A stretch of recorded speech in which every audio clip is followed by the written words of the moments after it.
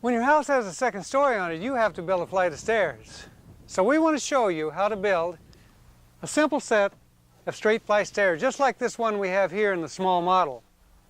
It's going to go right up here in this hole. It's called a stairwell. Now, to begin that process, you have to make a measurement. Hook your tape on the subfloor and measure down to the subfloor. It's 109 inches. It's really important to note that that measurement has to be from finished floor to finished floor. Now, we've got carpet throughout this building, so that measurement's going to work. But if you happen to have a real thick floor up there, and down here you had a thin floor, then you have to make some adjustments. There's a lot more about that in the book. Now, with that one measurement, 109 inches, we're able to calculate how many steps we need and how high each one of those steps or risers is going to be. Let me show you how we do that.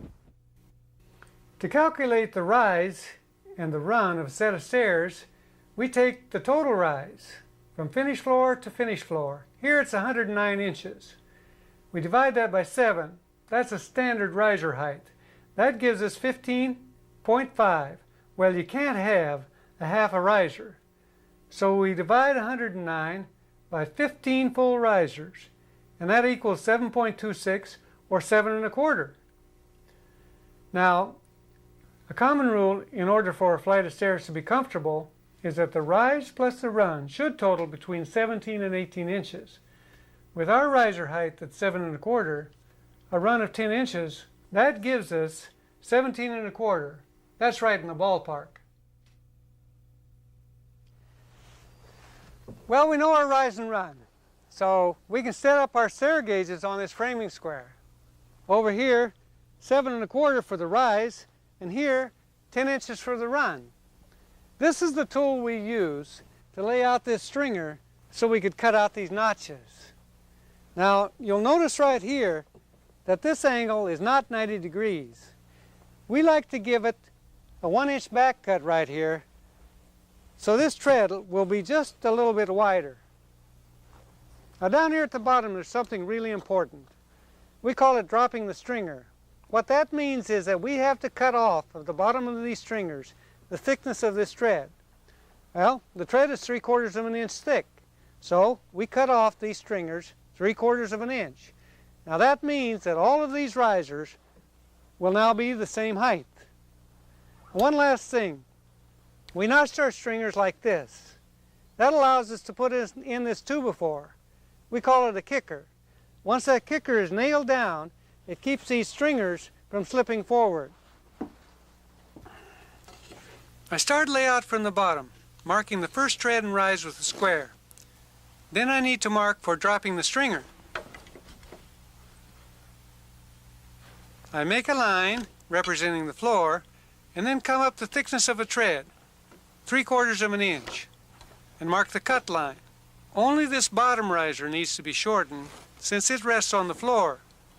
I continue on up, marking out rise and run with a square, and I keep track of the number of risers as I go along. Now up here at the top I mark for the last tread, making it 1 inch wider than the rest.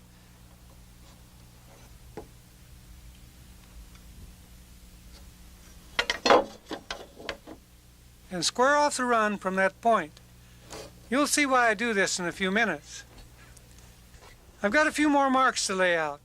Down here at the bottom, I come in 1 inch from the riser line I marked before, loosen my stair gauge, pivot the square to a new mark, and tighten the gauge. Now I can mark for the back cuts on each riser. But before I move too far, I also use a scrap of 2x4 to mark the notch for my kicker.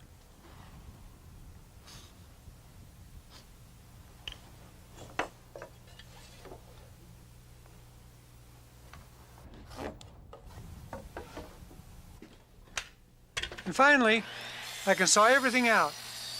I'm careful not only to mark accurately, but to cut accurately. That way I can use this stringer as a master template.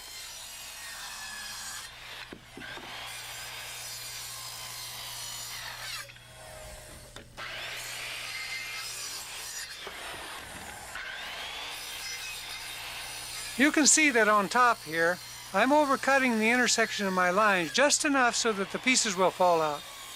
That way I don't need to come back with a handsaw to finish up. And to be efficient, I make all cuts running in one direction first, then turn, and work my way back. You can see how the cuts meet underneath here.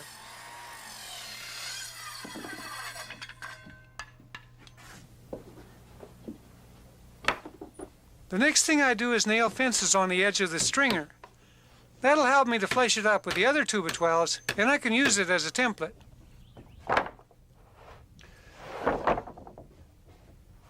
Now you want to pick out good straight stock for your stringers. Boards free of any large loose knots.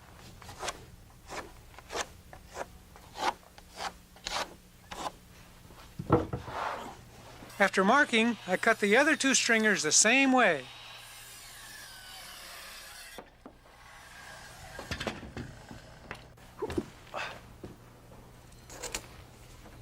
Next I mark where the top of the stringers fall on the header. For the stairs in this house, I mark down 1 riser, 7 1/4 inches, from the bottom of the subfloor, and I draw a straight line.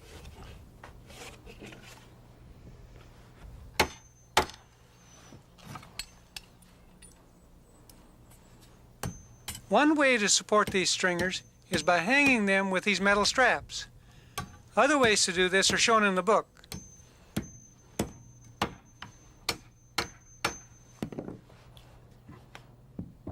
Then I nail a block flush to the back side of the first stringer. It's just long enough to space the middle stringer dead center. All right, hold on down a hair. Hold him right there. Got it on the line? Yeah. All right. Hold it. Holding the top of the stringer even with the line, Joe nails it in place. Then positions and nails the middle stringer. On the line? No, it will be. Hold it right there. I got her.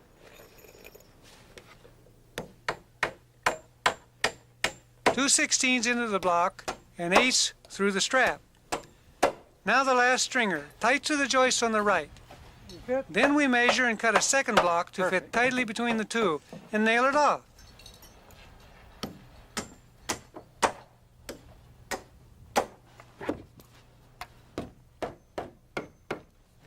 Down at the bottom, the kicker, cut to the width of the stairs, goes in. I flush it up tight against the wall, nail it into the floor. Center up the middle carriage, and nail all the stringers down.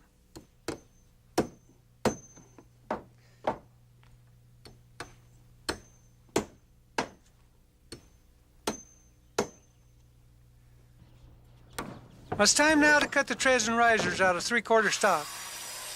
Here's one way to get a straight cut, by using a board as a cutting guide. You could, of course, use a table saw. And here's a riser being cut.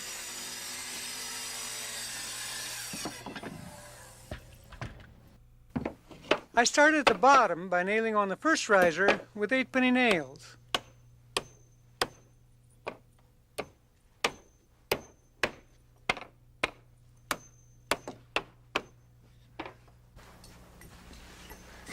Once these stringers are nailed in, you need to check to make sure that none of them are bowed up or down. Take a look at here. This stringer's really high. So what we've done so far is nail in a riser board at the bottom to hold these stringers stable. But before nailing any other riser boards in, we want to catch this one. We want to make sure that these stringers are level all the way across. So we can nail it here on the outside edge.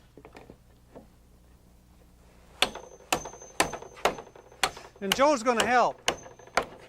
Pull that center horse down so I can get this outside one nailed. I always choose straight stock, but when I was cutting this middle stringer, I could feel the tension release, and it bowed. He's got it right on the money.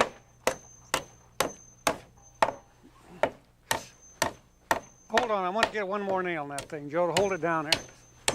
All right, that's got it.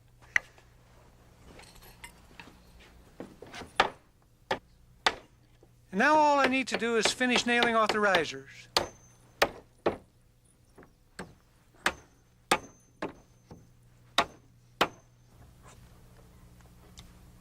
Now the treads.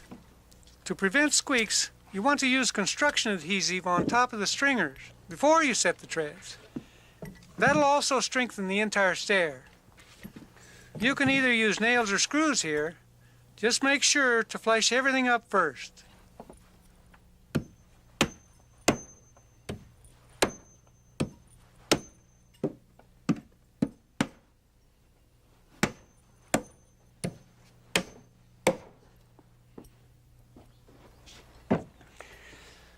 Now there are different ways to nail on these treads. You'll notice that we cut ours flush here with the riser board. They're going to wrap carpet right up around that. But there is another way. You can let your tread hang over right here and you'll have a nosing. The last thing we need to do is nail in a 1-inch strip here at the top before we nail the last riser in place. You'll see why in a moment.